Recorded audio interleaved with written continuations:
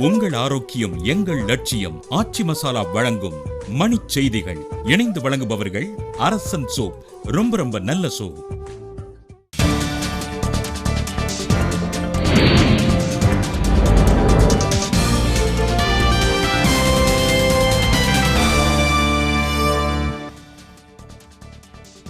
சரக்கு மற்றும் சேவை வரி அறிமுக விழாவை புறக்கணிப்பதாக காங்கிரஸ், திமுக உள்ளிட்ட கட்சிகள் அறிவிப்பு. ஒப்பந்த ஊழியர்களை கொத்தடிமைகள் போல் NLC நிர்வாகம் நடத்துவதாக அன்புமணி ராமதாஸ் சாடல். டிடிவி தினகரனை எடப்பாடி பழனிசாமி விரைவில் சந்திப்பார் என சசிகலா ஆதரவாளர் புகழேந்தி தகவல். சட்டப்பேரவையில் எதிர்க்கட்சிகளுக்கு பதிலளிக்கும் துணிச்சல் ஆளுங்கட்சிக்கு இல்லை என நல்லக்கண்ணு கருத்து.